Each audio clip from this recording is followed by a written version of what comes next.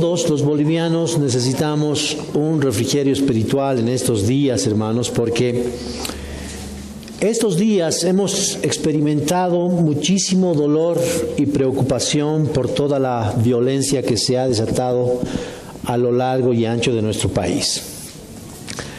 Y pese a que el Señor nos dice que estas cosas tienen que suceder y que no nos debemos turbar, creo que todos nosotros tenemos dificultades para manejar el conflicto y el dolor. Entonces, esta semana creo que en particular a los cristianos nos ha pasado algo así como que estábamos caminando en un pequeño desierto. Y con todas estas cosas creo que es muy bueno que vayamos a la palabra de Dios para renovar nuestras fuerzas. Y hermanos, nada mejor que el libro de los Salmos para encontrar un oasis de aguas frescas y renovar nuestras fuerzas en medio del desierto de este mundo. Hoy vamos a explorar un salmo que quizás es el más conocido por toda la humanidad, el Salmo 23. Alguien dijo que este salmo es la perla de los salmos cuyo fulgor puro y suave deleita a los ojos. Y hermanos, si algo tienen en común los entierros, además de los difuntos, es que en ellos es muy frecuente escuchar recitar el Salmo 23. No importa si el difunto haya sido creyente, devoto o no, pero es normal que este salmo se recite en esas ocasiones. Y saben, este salmo es el que ha dado aliento a los abatidos en sus más oscuras noches de llanto y sufrimiento. Así que tenemos una gran esperanza aquí, hermanos, de que esta escritura traiga paz y gozo a nuestros corazones atribulados este día. Así que acompáñenme a leer el Salmo 23. Dice así: El Señor es mi pastor, nada me faltará. En lugares de verdes pastos me hará descansar, junto a aguas de reposo me conduce. Él restaura mi alma, me guía por senderos de justicia, por amor de su nombre. Aunque pase por el valle de sombra de muerte, no temeré mal alguno, porque tú estás conmigo. Tu vara y tu cayado me infunden aliento.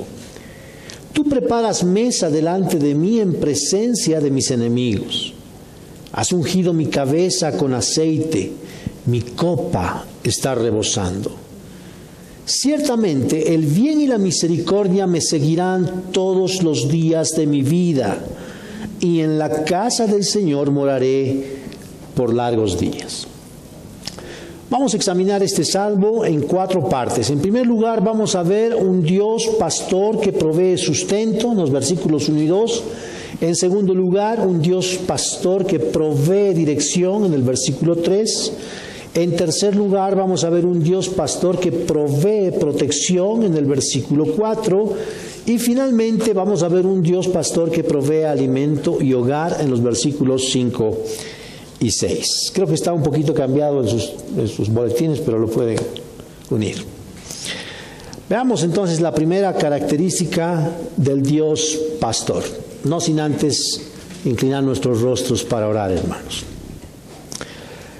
Señor, queremos agradecerte porque en tu gracia nos has concedido estar una vez más aquí, juntos, unidos, para exaltar tu nombre en medio de tanta tribulación en nuestro país.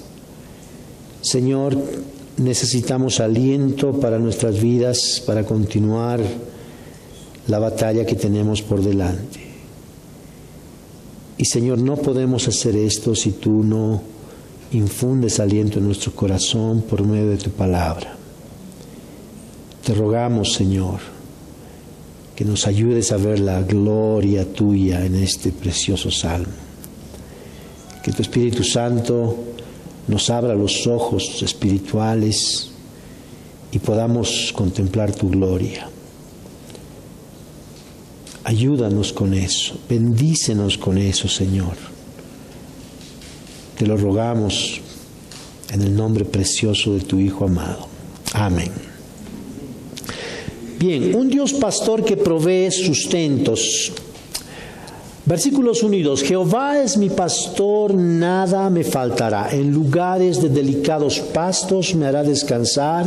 Junto a aguas de reposo me pastoreará. Este es un salmo de confianza. Lo compuso David, presumiblemente ya en la madurez de su vida, al meditar sobre las cosas que él había experimentado y atravesado a lo largo de su vida. Recordemos que David, antes de siquiera imaginarse que iba a ser rey de Israel, él era un pastorcillo de ovejas allí en los campos de Belén. Es en ese oficio que David había aprendido no solo a ser un valiente pastor que enfrentó a osos y leones, sino sobre todo aprendió a ser un verdadero adorador. David aprendió a adorar al Señor en la soledad del campo, y es en esa soledad que Dios se le reveló de maneras impresionantes, pero muy particularmente por medio de su propio oficio. David era pastor, y pastoreando las ovejas, Dios se le reveló como el pastor de Israel, y no solamente como el pastor de Israel, sino como su pastor personal. David conoció a Dios en su mismo oficio, porque Dios se presenta en muchísimos pasajes del Antiguo Testamento, hermanos, como el pastor de su pueblo. Asaf nos dice en el Salmo 78 que Dios sacó a David del aprisco de los rebaños, de detrás de las ovejas lo tomó. David sabía perfectamente el cuidado que un buen pastor hace de su rebaño, incluso al punto de arriesgar su propia vida para salvar un corderito en peligro. Su propia experiencia con Dios se vio fraguada a la luz de su trabajo como pastor. Y hermanos, lo que a mí me impresionó de este salmo es que en el momento que David lo escribió o estaba meditando, vemos que David no tenía ninguna formación académica. Pero resulta que este salmo es una joya de la literatura universal. Entonces esto realmente es para sorprenderse, porque un hombre iletrado no era normal que escribiera semejantes cosas. Entonces, ¿qué es lo que hizo que David pudiera escribir eso? Simplemente su conexión con el Señor, su relación personal con Dios, la gracia del Espíritu Santo derramada sobre su vida, y él compuso increíbles salmos. Él es el autor de la mayoría de los salmos. Así que David conocía muy bien a Dios, y por eso sus palabras destilan una pasión incomparable por alguien a quien él conocía de manera muy íntima y personal. Fíjense la forma en que David está diciendo esto. El Señor es mi pastor, dice. Hermanos, eso es increíble, porque en el tiempo que David estaba escribiendo eso, no había una relación directa personal con Dios. La relación era corporativa. Dios tenía una relación con su pueblo. Ahora en el Nuevo Testamento nosotros tenemos una relación personal con Dios. Somos hijos de Dios, hijos adoptados de Dios, y tenemos una relación personal por medio de nuestro Señor Jesucristo. Pero en el tiempo de David eso no era normal. Y David está diciendo aquí, el Señor es mi pastor. Entonces esto está hablando de un conocimiento profundo de Dios. Y no solamente eso, sino de una identificación personal y una apropiación de la persona de Dios, que realmente solamente ese detalle nos permite ver que David era un verdadero adorador. Y hermanos, solo siendo un verdadero adorador es que uno puede decir en la presencia de Dios, nada me faltará. Ahora aquí necesitamos hacer una puntualización muy importante, porque cuando David está diciendo nada me faltará, no está hablando de las cosas superfluas de la vida, sino de que no le faltará ninguna cosa que el Señor ha dispuesto para él. Ahora, ¿saben lo que una oveja necesita? Porque David se está mostrando aquí como oveja. El Señor es su pastor y David es una ovejita. Habían 3 cosas que necesitaba una ovejita. Necesitaba pastos, agua y descanso. Eso era todo. Y David está diciendo que teniendo todo eso, él está contento. Él no necesita absolutamente nada más. Ahora, hermanos, ¿no es cierto que este concepto ya va en contra de nuestra cultura consumista en la que vivimos? Porque todo lo que vemos hoy en día, nosotros, hermanos, nos parece tan necesario. Especialmente cuando vemos todas esas cosas en esa cajita que amamos tanto que está delante de nuestras camas. Todas esas cosas nos apetecen. Empezamos a codiciar todas estas cosas que el mundo nos ofrece. Y nos llenamos la casa de cosas que realmente no necesitamos. ¿O no les pasa a muchos de ustedes cuando van de compras? Van por un par de medias y vuelven con 2 pantalones, un zapato, 2 lámparas y 4 cuadros. Y no necesitan todo eso. ¿Verdad? Ahora, para David, hermanos, eso no es así. Él no está pensando en cosas vanas. Cuando dice nada me faltará, está hablando de las cosas básicas de la vida. Ahora noten que esas cosas básicas de la vida están reveladas en el versículo 2, porque dice, en lugares de delicados pastos me hará descansar, junto a aguas de reposo me pastoreará. Otra vez, ahí están los 3 elementos que una ovejita necesita, hermanos: comida, agua y reposo. Eso es lo que realmente necesita una oveja: comida, agua y reposo. Porque esas son las cosas esenciales para vivir. Ahora, esta idea, hermanos, no se queda en el Antiguo Testamento, porque Pablo, trayendo esa doctrina del contentamiento del corazón de David, escribe a Timoteo y le dice que teniendo sustento y abrigo, estemos contentos. Y listo. Ahora, hermanos, esta sí que es una doctrina olvidada en la iglesia, la doctrina del contentamiento. De hecho, ni siquiera es olvidada, muchos cristianos ni siquiera la conocen. Y muchos otros desprecian esta doctrina, especialmente aquellos que predican la doctrina del Evangelio de la prosperidad. Hermanos, buscar un cristiano contento, con abrigo y sustento, hoy en día es como buscar una aguja en un pajar. Porque muchos ven este contentamiento a la luz de la cultura mundana. Y la cultura mundana te dice que si no deseas cosas en este mundo, eres un mediocre. Si no luchas por las cosas de este mundo, eres un mediocre, eres un conformista. ¿Alguno de ustedes conoce un cristiano que esté contento con sustento y abrigo? Yo llevo 12 años de pastor, hermano, y todavía no he encontrado uno. Miren qué tremendo es eso. Entonces, las ovejitas en este tiempo no están contentas con comida, agua y reposo. En este mundo el corazón codicioso está latiendo a 1000 por hora. Y todas las cosas nos parecen tan hermosas y codiciables cuando vemos en esa cajita que tanto amamos que está frente a nuestra cama. Y claro, como queremos tener esas cosas que tanto codiciamos, estamos dispuestos a sacrificar cualquier cosa con tal de conseguirlas. Pero el salmista nos está diciendo aquí en este salmo que el secreto de una vida feliz es que las verdaderas necesidades son suplidas.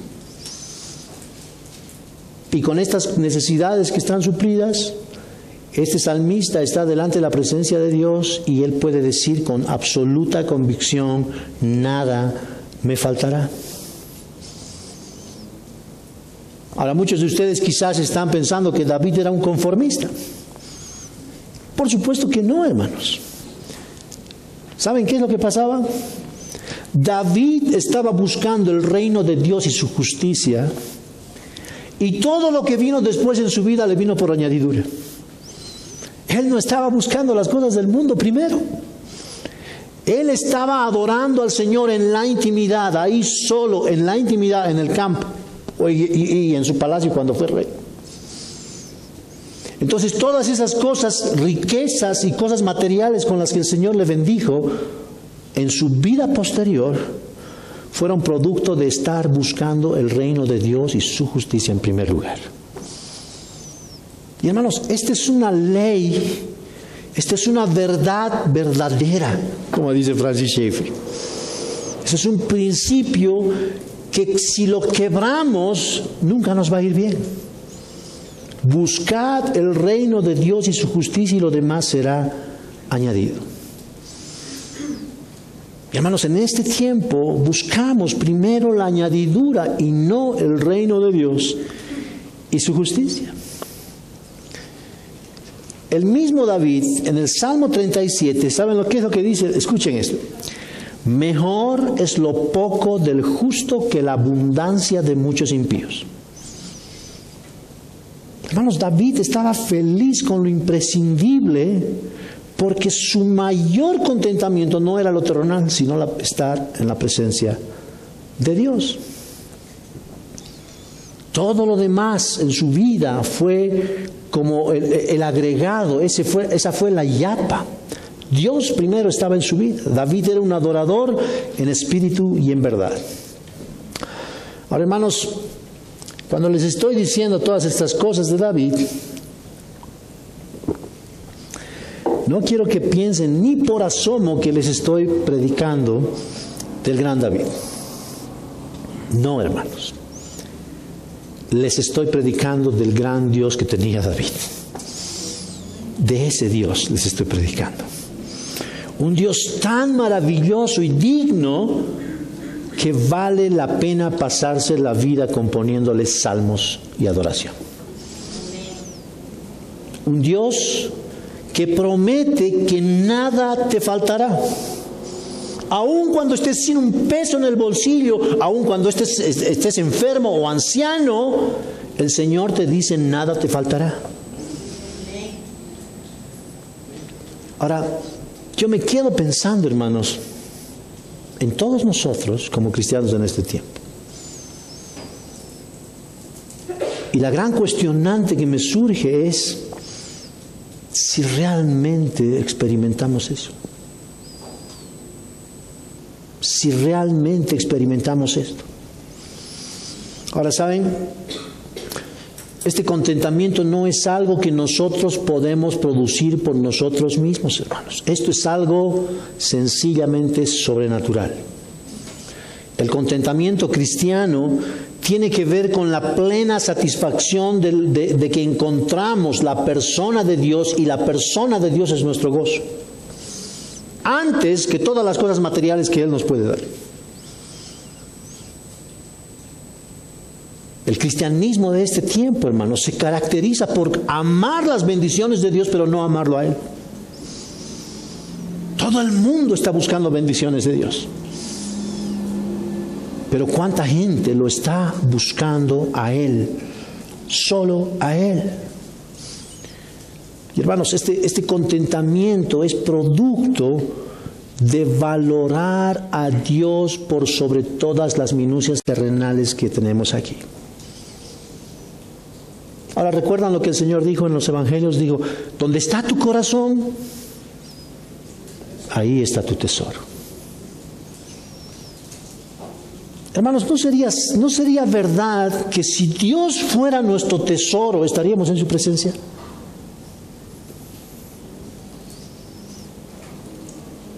Si Dios fuera nuestro tesoro, nuestro corazón estaría ahí, hermanos, en su presencia.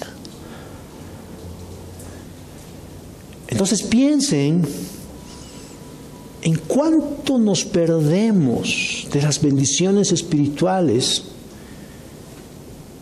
por estar buscando aquí abajo, comiendo en el basurero. Ahora, hermanos, no es que David era un Superman. Él está diciendo en este salmo que es una simple ovejita. Noten que su confianza no está puesta en que él era el rey, porque ya era rey en este tiempo. No, su confianza no está puesta en que era un gran cantor, que tenía una bellísima voz y que tocaba bien el arpa. No, su confianza no está ahí. La confianza de David no está puesta en cuán hábil él es en su vida cristiana.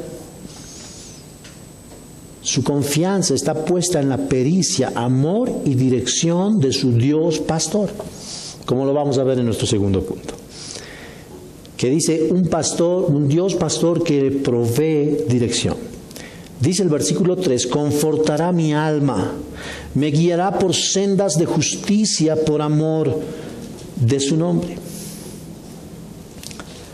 Una cosa que seguramente todos hemos experimentado esta semana pasada, hermanos, es algún grado de desánimo y tristeza. Ahora, hermanos, eso es perfectamente normal en este mundo caído. Las cosas que pasan a nuestro alrededor nos tiran el ánimo por el suelo. Ahora, no solamente eso pasa afuera, ¿verdad? Pasa también aquí adentro, en nuestro propio corazón. Nuestra mente se llena de dudas y temores, y no solamente por lo que está ahí abajo, sino por nuestro propio corazón pecaminoso. Y saben, creo que todos experimentamos lo difícil que nos resulta manejar el sufrimiento y el conflicto. Somos incapaces de hacer eso de una manera que le agrade al Señor. Hermanos, el sufrimiento y las pruebas siempre sacan lo peor de nosotros. ¿Se dieron cuenta de eso? ¿Se dieron cuenta de eso, hermanos? Siempre el sufrimiento saca lo peor de nosotros. Es como cuando exprimes un limón. ¿Qué sacas? Jugo, ¿verdad? ¿Y qué tal es ese jugo? Rico, ¿no? Agrio, ácido. Entonces, miren, eso es como nuestro corazón. Cuando nuestro corazón es presionado por las circunstancias, lo que vamos a sacar es algo ácido, algo agrio. Eso es el pecado. Entonces, en esas circunstancias es muy difícil que podamos actuar como el Señor quiere que actuemos. Ahora, hermanos, el hecho de que David haya comenzado como un pastorcito solitario en los campos de Belén no significa que no haya experimentado el desánimo en su vida. Él, como todos nosotros, con toda seguridad también albergó sentimientos de decaimiento en su corazón. Entonces, la clave para entender es esto, es la frase hebrea que se traduce confortará mi alma. Eso significa literalmente, hermanos, restaurará mi ánimo. Hermanos, todos tenemos épocas oscuras. Ahora, eso se ve con mucha claridad en la vida de David, aun cuando él fue un hombre conforme al corazón de Dios. Y saben, no hay otra razón por la que David escribiera estas palabras, el Señor confortará mi alma, si él no hubiera experimentado el desánimo en su vida. Hermanos, nada más piensen cuántas veces Saúl quiso matarlo, cómo lo persiguió ferozmente hasta que tuvo que fingirse loco en la tierra de los filisteos, huyendo de su suegro. David lo perdió todo, su esposa, sus amigos, su casa y todo cuanto poseía. Y tuvo que vivir por un tiempo escondiéndose en cuevas, dice su biografía. Y aún cuando Samuel ya lo había ungido como rey de Israel, hermanos. Entonces, ¿ustedes creen que el desánimo no invadió el corazón de David estando en esas terribles circunstancias? Miren un detalle, aquí en el libro de Samuel encontramos el relato de un hombre que se llama Nabal. ¿Leyeron eso? Nabal era un hombre perverso, pero tenía una mujer sabia increíblemente. David va a pedirle ayuda a Nabal, lo había estado protegido de uno de los ladrones, y Nabal no le quiere dar nada. Y David se enfurece, se despierta la ira en su corazón y quiere ir a matarlo. Entonces eso llama la atención, hermanos, porque vemos un poco antes a David y vemos un hombre conforme al corazón de Dios que no quería vengarse, pudiendo haberlo hecho. Y aquí vemos a David en una circunstancia que él no podía manejar. Se le niega la ayuda, se despierta la ira y quiere ir a matar a este hombre Nabal. Y si no hubiera sido por su esposa Abigail, seguramente David habría pecado terriblemente. Luego vemos a David confrontado con su pecado con Betsabé. Y viene luego la muerte de su bebé. ¿Se dan cuenta de eso, hermanos? Son golpes durísimos. ¿Y qué creen que pasó por su mente cuando su hijo Amnón violó a su hija, a su otra hija Tamar? O cuando su hijo Absalón le hizo un golpe de estado y él tuvo que huir del trono, tuvo que huir del palacio. ¿Cuántas veces David habrá tenido su ánimo por los suelos? Ahora, hermanos, ¿saben qué es una cosa maravillosa? Es que la esperanza en el corazón de David no había muerto. Él sabía en lo más profundo de su corazón que sería Dios personalmente el que lo confortaría y reanimaría. Y por eso él está diciendo, Jehová es mi pastor. Dios era el pastor personal de David. Ahora, hermanos, eso es hermoso. Saben, Agustín de Hipona decía de este salmo, una vez que exclamamos que el Señor es mi pastor, no nos quedan motivos ni argumentos para seguir confiando en nosotros mismos. O nos abandonamos en los brazos del Señor y decimos, Él es mi pastor, Él me pastoreará, me llevará por delicados pastos y me hará descansar. O seguimos luchando en nuestras fuerzas. Entonces, aun cuando David tuvo muchas nubes negras en su vida, aprendió a confiar solamente en la fidelidad de Dios como su pastor y no en sus propios esfuerzos. Ahora, ¿saben qué es una cosa hermosa de esto, hermanos? Es que la relación personalísima de David con el Señor es abierta a nosotros, para que nosotros aprendamos cómo es que un creyente genuino se relaciona con Dios. ¿Saben? La historia de David en la Biblia, hermanos, no es una casualidad, no es una historia lejana a nosotros. Hay muchas lecciones que necesitamos aprender ahí, hay muchas lecciones maravillosas, no solamente del carácter de Dios, sino de cómo funciona nuestro propio corazón, hermanos. Ahora, en medio de todas esas lecciones, por supuesto, está la maravillosa gracia restauradora del Señor. Entonces, solo imagínense la multitud de creyentes desalentados a lo largo de los siglos que vino a este salmo y encontró aguas de reposo. Para su propia vida, para su propio corazón. Todos los que han leído este salmo, hermanos, fueron confortados por el mismo Dios que confortó al rey David.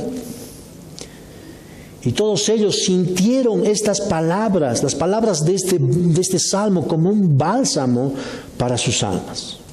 Presos, perseguidos, viudas, huérfanos, los soldados moribundos en las tantas guerras que hubo en nuestro mundo. Todos han escuchado este salmo y han encontrado reposo en él. ¿Cuántos velorios y entierros este salmo ha sido predicado y leído? ¿Y a cuántos millones de personas les trajo consuelo y fortaleza? Todos confortados por el mismo Dios que confortaba a David. Ahora, esa es la razón por la que muchos han dicho que este salmo es como el sol en medio de las estrellas. El Señor no solo confortó el ánimo caído de David, sino que también dice el texto que lo guió por sendas de justicia, por amor a su nombre.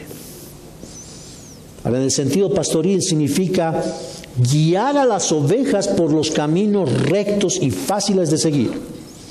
Porque una oveja no la vas a llevar así. La vas a llevar por buenos caminos. Entonces Dios guió a David a una vida tranquila y próspera en su alma más que en afuera. Ahora, ¿saben qué? Esta es otra maravilla del Evangelio, hermanos. ¿Cuánta condescendencia Dios tiene para con sus hijos? Piensen en cuánto tiene que inclinarse Dios para venir a guiarnos por sendas de justicia. Tiene que inclinarse mucho, hermanos. Tanto tiene que inclinarse que Dios tiene que hacerse hombre para enseñarnos no solamente la necesidad de nuestra propia humillación, sino para mostrarnos con su ejemplo cómo se camina por esas sendas de justicia. Ahora, ¿saben qué? Es el mismo Dios que trazó esas sendas de justicia en su palabra, y cuando se hace hombre nos viene a enseñar cómo se viven esas sendas de justicia, cómo se caminan por esas sendas de justicia. Entonces, miren esto, hermanos, es otra cosa maravillosa. El Dios que dio la ley de justicia en el Sinaí es el que se tiene que hacer hombre para venir a enseñarnos cómo se cumple esa ley. Porque esas son las sendas de justicia. Y cuando vemos a Jesús andar por esas sendas de justicia, vemos que Él nunca jamás se desvía. Ahora, otra cosa hermosa es que cuando David le dice, Jehová es mi pastor, está usando una metáfora increíblemente reveladora, porque no solamente nos está mostrando el carácter de Dios, sino el corazón de Dios lleno de amor y gracia por ovejas descarriadas y tontas. Ahora quiero que reparemos un ratito en esta parte que dice que Él lo hace por amor de su nombre. ¿Qué significa eso? Hermanos, muchas veces Dios repite ese concepto en su palabra. Y muy especialmente en contextos donde Dios le está diciendo a su pueblo Israel que no merece nada en absoluto. Israel no merece el favor de Dios. Pero aún así Dios está dispuesto siempre a bendecir. Dios siempre dispuesto a traer al redil otra vez a las ovejas.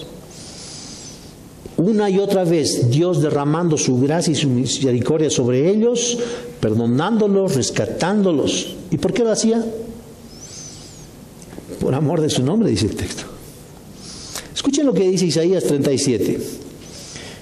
Dice Dios de Israel, cuando anuncia el juicio, porque defenderé esta ciudad para salvarla por amor a mí mismo. ¿No les resulta chocante eso, hermanos? Isaías 48 dice, por amor a mi nombre contengo mi ira y paro mi alabanza, la reprimo contigo a fin de no destruirte. ¿Por qué? Por amor a su nombre. Isaías 43 dice el Señor al pueblo de Israel, yo soy el que borro tus transgresiones por amor a mí mismo. Qué teocéntrico es Dios, ¿eh?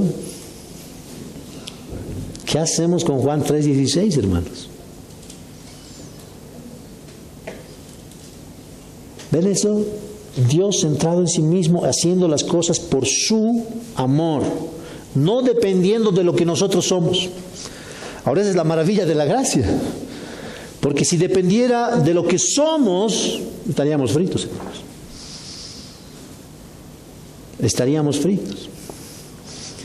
El salmista en el Salmo 106, haciendo un recuento de la historia del pueblo de Israel, él reconoce este asunto tan maravilloso y dice, no obstante, Jehová los salvó por amor de su nombre para manifestar su poder en ese pueblo perverso. Por amor de su nombre. Ahora esta es la maravilla del Evangelio. Dios lo que hace para rescatar ovejas descarriadas, lo hace por amor a su propio nombre. No es por lo especiales que somos, no es por nuestra ternura, es por amor a su propio nombre. Eso significa que Él mismo es la causa fundamental para guiarnos por sendas de justicia. Hermanos, nos guía no por quienes somos, sino por quién es Él. Ahora, esto es sumamente importante y por esa razón el apóstol Juan está diciendo que nosotros le amamos porque Él nos amó primero. si Dios no habría mostrado su amor primero hacia nosotros, nosotros jamás de los jamases habríamos aprendido a amarle. Ahora el mismo apóstol Juan dice en su epístola, en su primera epístola, que el perfecto amor echa fuera todo temor. El perfecto amor echa fuera todo temor. Ahora, hermanos, eso es lo que experimentó este hombre llamado David. En el valle de sombras y de muerte, él experimentó el amor de Dios, y ese amor echó fuera todo su temor. Él experimentó verdaderamente eso, y por eso él escribió: aunque ande en valle de sombra y de muerte, no temeré mal alguno, porque tú estarás conmigo, tu vara y tu cayado me infundirán aliento. Entonces tengo una pregunta aquí para ti.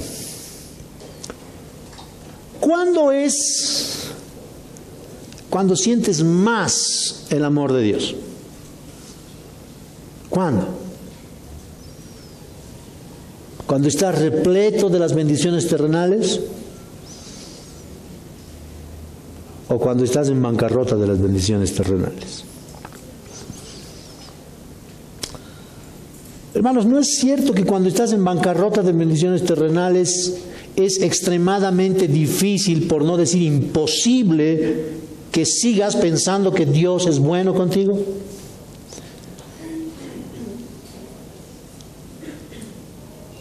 Ahí tenemos un ejemplo, Job. Parecía que el hombre iba bien hasta que maldijo el día en que nació. Y los seres humanos somos así, hermanos. Es muy difícil o imposible pensar que Dios es bueno cuando estamos sufriendo. Ahora, es cuando estamos en tiempos difíciles que pensamos que Dios nos ha abandonado. Ahora, lo que David nos está diciendo aquí es realmente sobrenatural. Otra vez, hermanos, ¿cómo es posible que David no tenga temor de la muerte? ¿Cómo es posible que David esté consciente de que Dios está justo a su lado cuando él está atravesando por el valle de sombra y de muerte? ¿Cierto que es sobrenatural? Eso no está en el corazón humano.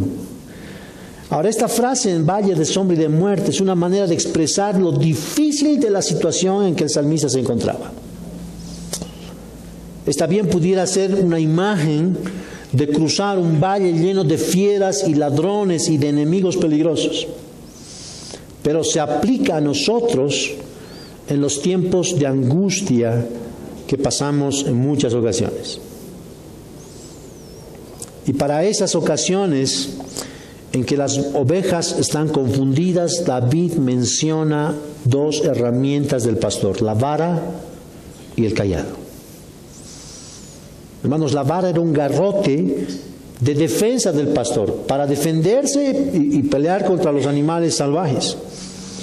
Y el bastón, el cayado era un bastón curvo con el que agarraba a las ovejas por el cogote cuando se estaban desviando y las traía otra vez al camino. Entonces David le está diciendo a Dios: Señor, necesito tu vara correctora cuando hago lo malo. Y necesito tu cayado para que me reencamines cuando me estoy torciendo del camino. Ahora, hermanos, esa es otra cosa maravillosa. David sabía muy bien y que era muy saludable para él recibir la corrección de Dios, la disciplina de Dios. David sabía que el Señor al que ama, disciplina. Lo vemos orar en varios salmos: Señor, no me dejes que caiga en manos de hombres. Yo quiero caer en tus manos lo que quieras. Él sabía el carácter de Dios, hermanos. Sabía del poder de Dios. De cuántas batallas contra los filisteos lo había librado el Señor. Una y otra vez lo había corregido, lo había disciplinado. Hermanos, la vida de David realmente estaba saturada de la presencia de Dios. Por eso él podía decir con absoluta certeza, no temeré mal alguno, porque tú estarás conmigo, tu vara y tu cayado me infundirán aliento. Miren qué confianza es esa.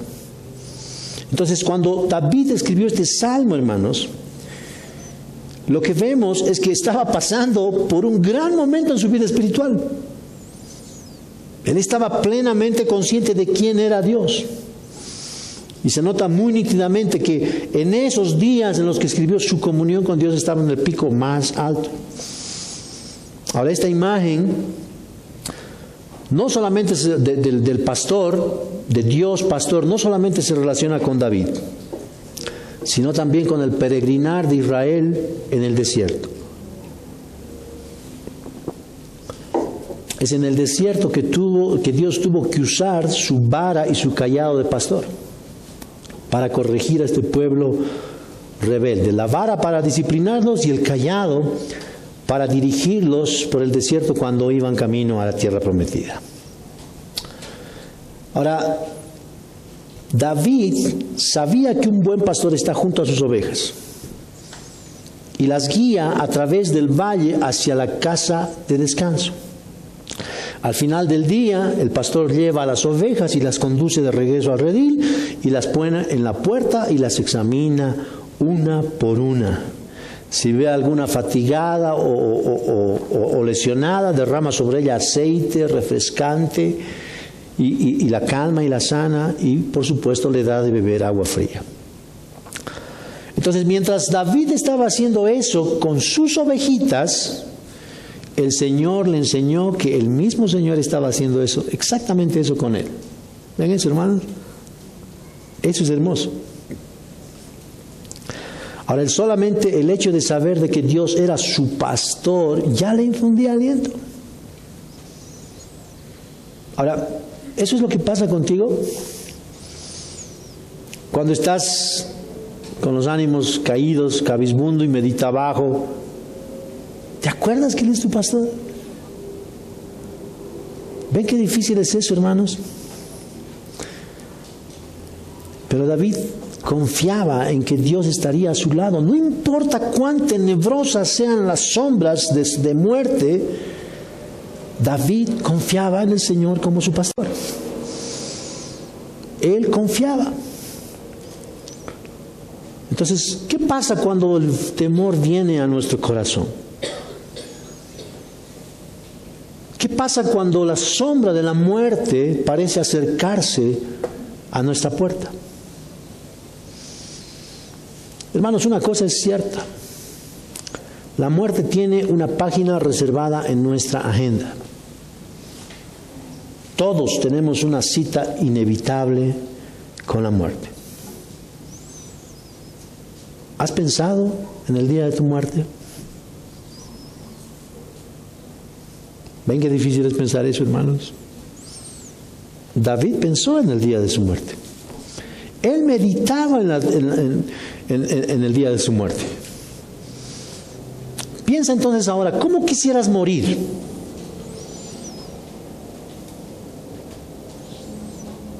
¿Qué quisieras que diga en tu epitafio?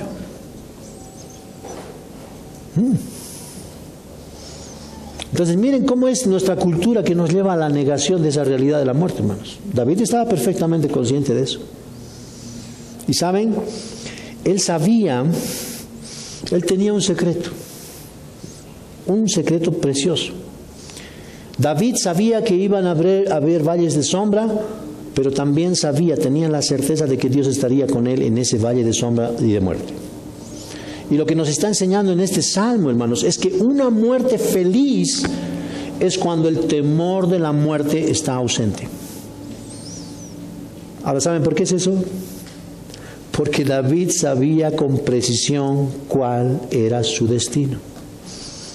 En la casa de Jehová moraré por largos días. Eso es fe, hermanos. No hay temor. El perfecto amor de Dios echa fuera todo temor. Ese amor le da seguridad, le da certeza. Mi hermanos, una cosa es segura, que Miren, cualquier criatura que no sepa lo que es sentirse arropado en el regazo del Señor, no sabe lo que es seguridad, no sabe lo que es certeza. Por eso el apóstol Juan dice, el perfecto amor echa fuera todo el temor. Ahora, ¿saben? Aquí está la buena noticia. El Evangelio dice que el amor de Cristo desvanece todos nuestros temores, todas nuestras ansiedades.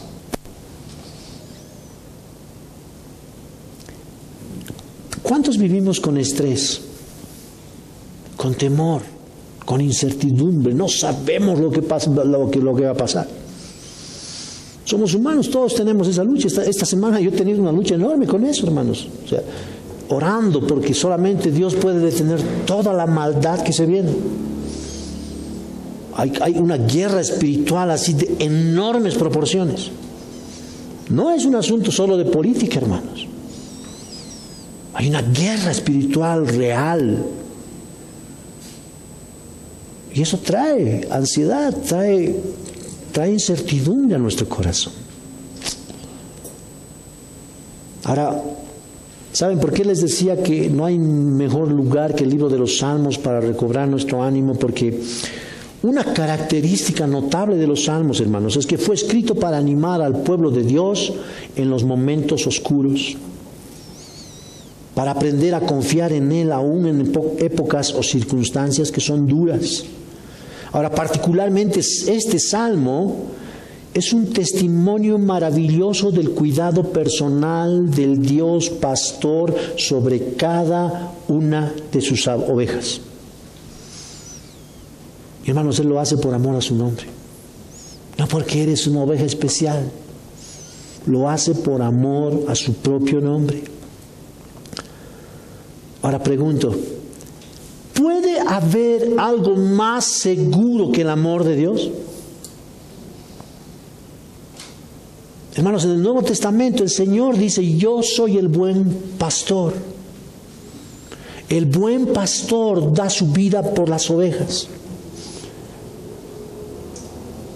Y efectivamente este buen pastor dio su vida por sus ovejas. Y allá en la cruz, siendo la hora sexta, dice el Evangelio, en pleno mediodía, justo cuando el sol estaba en su punto más alto, de repente todo se oscureció.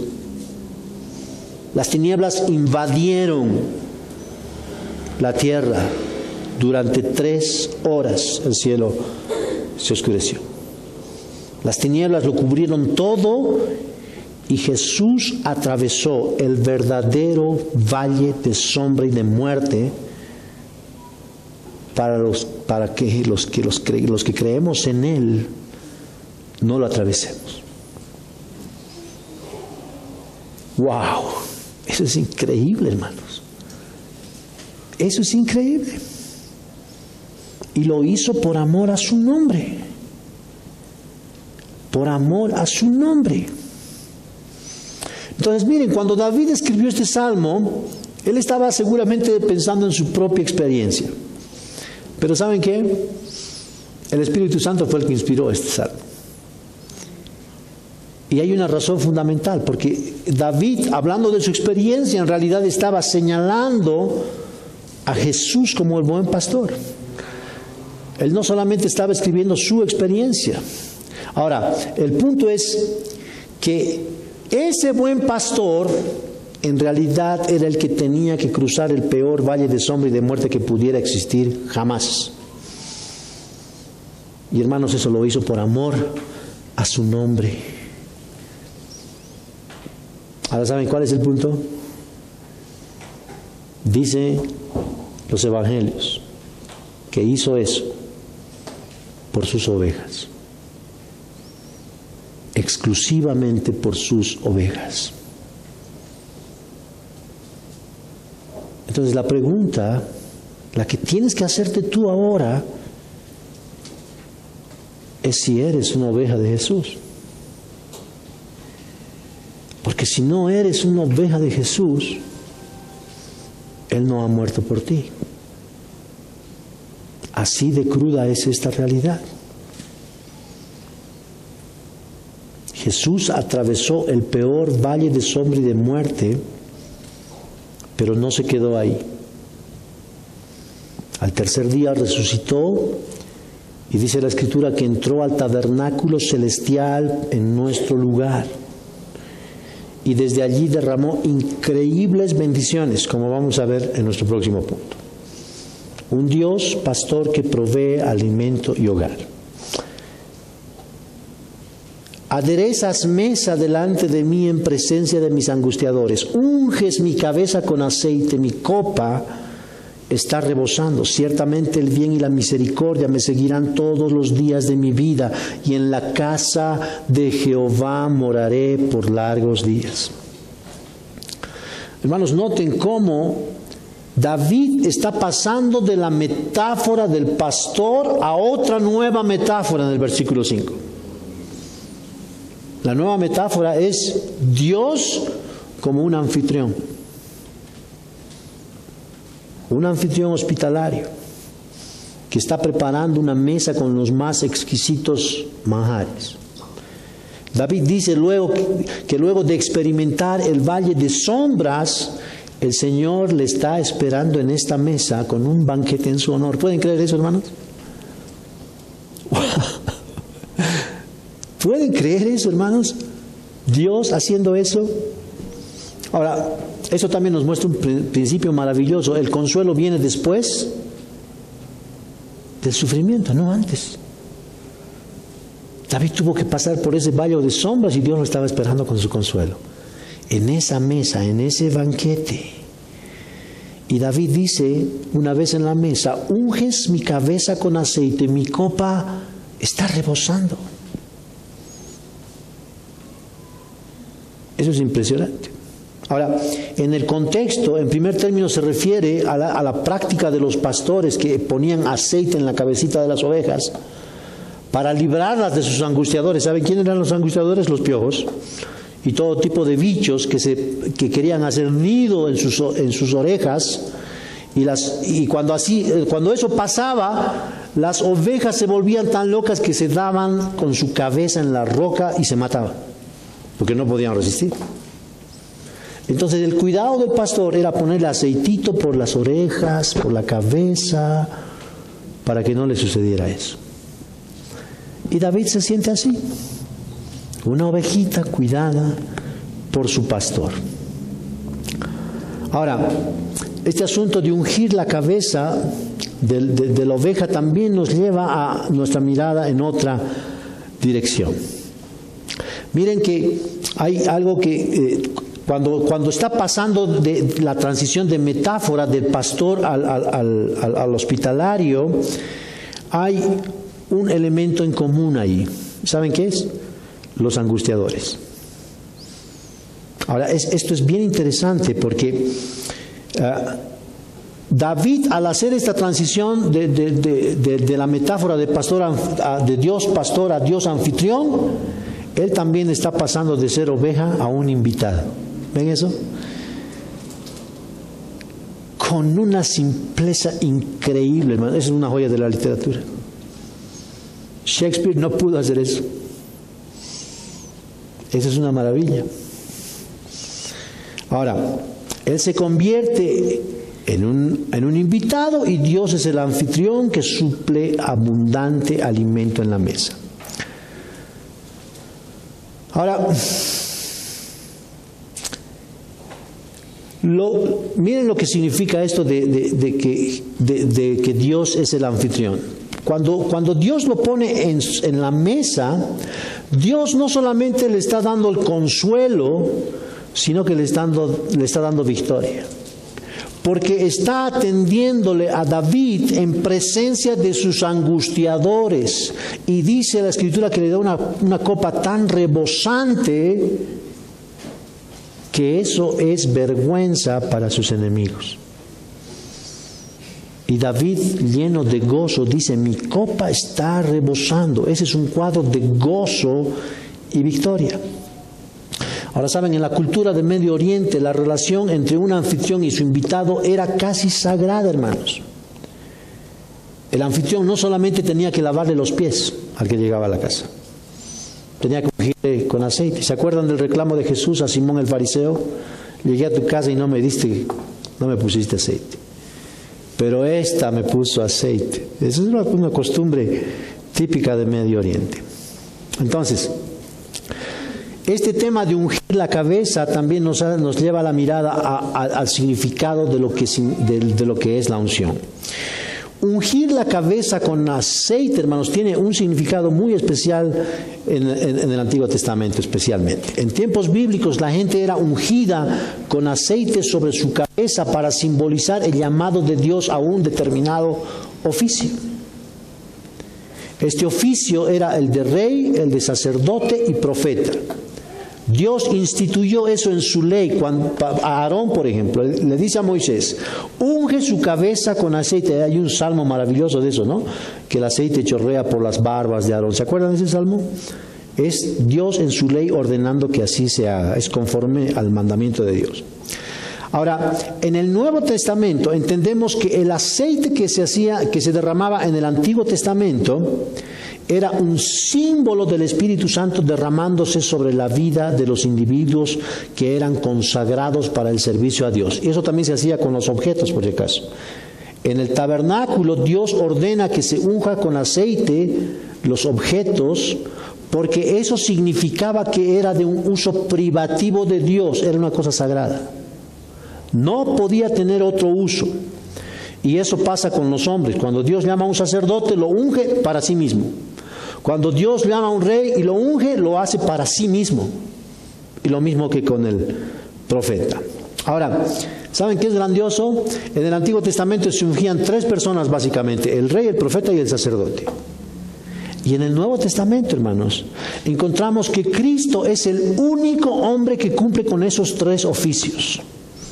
En Él confluyen esos oficios de una forma maravillosa. Él es el sumo sacerdote, Él es el rey de reyes. ¿Y qué más? Él es el profeta del cual habló Moisés ahí en Deuteronomio. Ahora, los evangelios también dan testimonio de que Jesús en su bautismo fue ungido por el Espíritu Santo para iniciar su ministerio. Y su ministerio fue de redención, predicar las nuevas, liberando a los cautivos del pecado. Ahora, ese es el origen en realidad de la palabra Cristo, significa ungido. Ahora, si sumamos este concepto de ungido, hermanos, al hecho de que hemos identificado a Jesús como el buen pastor del que está hablando este Salmo 23, eso significa que este salmo es eminentemente mesiánico. Y el hecho de que David diga que después del sufrimiento viene la gloria, ilustra de una manera impresionante el paso del Señor Jesucristo por esta tierra. Eso es impresionante. Dice Filipenses que Jesús no estimó el ser igual a Dios como cosa a que aferrarse, sino que se despojó de sí mismo tomando forma de siervo, haciéndose semejante a los hombres, y hallándose en forma de siervo, se humilló a sí mismo, haciéndose obediente hasta la muerte y muerte de cruz. Por lo cual Dios también lo exaltó hasta lo sumo y le dio un nombre que es sobre todo nombre. ¿Ven ese principio, hermanos? El sufrimiento y después la gloria. Ahora, eso no solamente fue para el Señor Jesús, por si acaso. Es para cada individuo en este planeta que dice que cree en Jesús. Hermanos, sin cruz no hay gloria. Qué importante es considerar esto, porque hoy está de moda un evangelio que no tiene cruz, un evangelio que no incluye negación a uno mismo. Y por eso mucha gente anda haciendo lo que quiere, lo que le da la gana, no se niega a sí misma, vive en su carne. Ahora, después del valle de sombra y de muerte, Jesús fue exaltado. El Hijo de Dios, dice el Evangelio, que bajó de su trono a la cruz. Hay una canción de eso, ¿no? De la cruz a morir, de la muerte a su trono. Volvió al Padre. Pero después de haber pasado por ese proceso de valle de sombra y de muerte. Ahora, cuando Jesús accedió a la gloria del Padre, significa que esa fue su recompensa. Él fue obediente hasta la muerte y aprendió la obediencia por medio del sufrimiento, dice Hebreos 2. Ese es otro misterio del Evangelio impresionante, hermanos. Ahora, Pablo dice en su carta a los Filipenses: porque a vosotros os ha sido concedido por amor de Cristo no solamente creer en Él, sino también padecer por Él. ¡Wow! ¿Ven eso? El que dice que es cristiano va a padecer por Jesús. Ahora, miren el nivel de identificación que tiene Pablo. Dice Pablo a los Corintios: de aquí en adelante nadie me cause molestias, porque yo llevo en mi cuerpo las marcas del Señor Jesucristo. ¿Ven eso? Mi evangelio, dice Pablo. David dice: mi pastor. Identificación total. La pregunta es si tú tienes ese nivel de identidad con Jesús. ¿Ven qué confrontante es esto, hermanos? Terriblemente confrontante. En este evangelio no hay espacio a que pienses que eres cristiano si no estás siguiendo la cruz. No hay espacio. Este evangelio no te permite vivir engañado. Eso es impresionante. Entonces este salmo no solamente es mesiánico y aplicable al Señor Jesús, sino también es para todos nosotros como resultado de ser sus discípulos, como resultado de seguirle. Ahora, eso no es todo, porque tenemos una conexión más. Y es que los cristianos, mientras vivamos en este mundo, vamos a tener picos altos y picos bajos en nuestra vida espiritual. Todos vamos a tener valles de sombra que parecerán de muerte. Parecerán de muerte. Pero es en momentos así que debemos acudir a este maravilloso salmo para traer consuelo, seguridad y certeza a nuestro corazón, sabiendo que el Señor está a nuestro lado, hermanos, pase lo que pase. ¿Ven eso? Hermanos amados, no podemos depender de las circunstancias. Nuestro gozo, nuestra seguridad tienen que estar en Cristo. No de la situación política, no de la situación social. Nuestro gozo tiene que estar anclado en Cristo.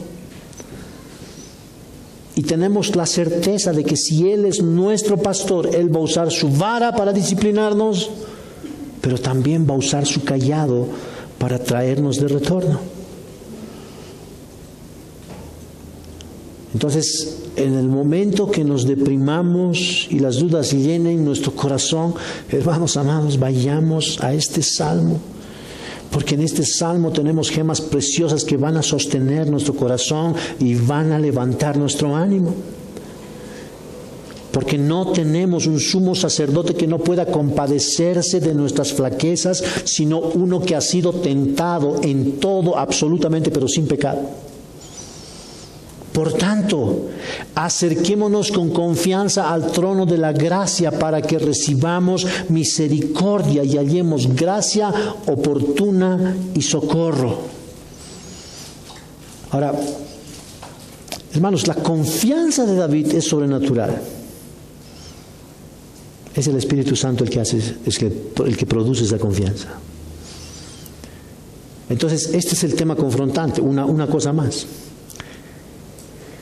Si estás demasiado tiempo con la angustia, con el temor, tienes que preguntarte si verdaderamente has nacido de nuevo. Porque lo que vemos aquí, hermanos, es que el perfecto amor echa fuera todo temor. Entonces miren lo que David les está diciendo básicamente al Señor. Señor, Tú me provees de todo lo necesario para mi alma y mi cuerpo. Tú me provees todo lo que necesito, no solo para esta vida, sino para la vida venidera. Y aun cuando tú permites que pueda pasar por el valle de sombra y de muerte, tengo la certeza que tú tienes una mesa preparada para mí. Y me consolarás con el aceite de tu Espíritu Santo. Mi copa está rebosando. Y por si fuera poco, unges mi cabeza. ¡Wow! ¿Quién quiere tener ese anfitrión? ¿Quién quiere tener este pastor, hermanos? Esto es increíble. Ahora miren esto. Una maravilla impresionante en este salmo. ¿Saben qué? En este salmo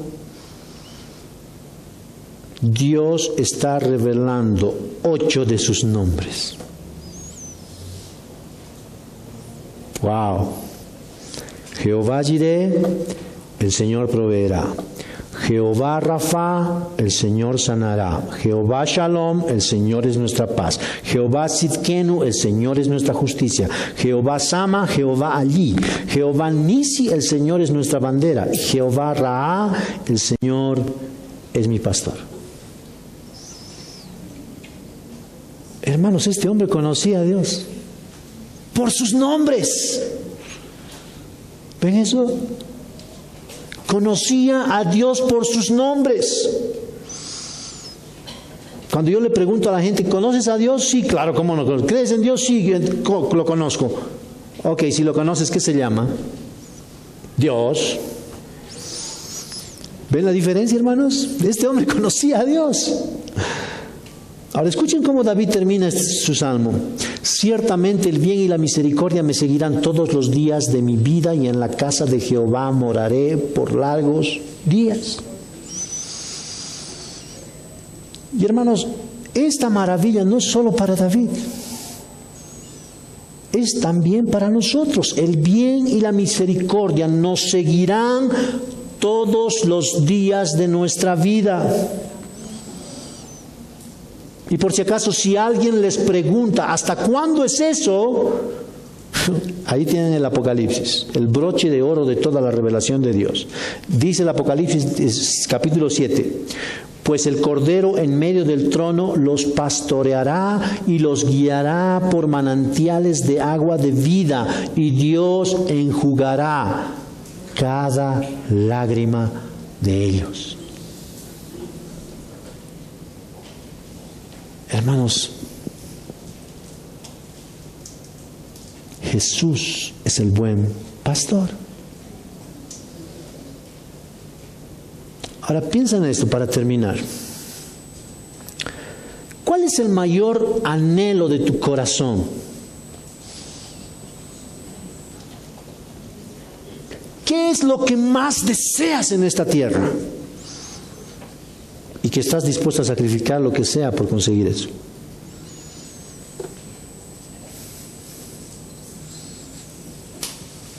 Lo que este salmista tiene en su corazón, el deseo más profundo, el deseo más fuerte y poderoso, es morar en la presencia de Jehová todos los días de su vida. Eso es conocer a Dios, hermanos. Eso es conocer a Dios. El secreto de una vida feliz es tener el mayor deseo cumplido. Y estar en la presencia de Jehová es el deseo de este hombre. Oremos para que el Señor nos conceda eso a nosotros, hermanos. Inclinamos nuestro rostro.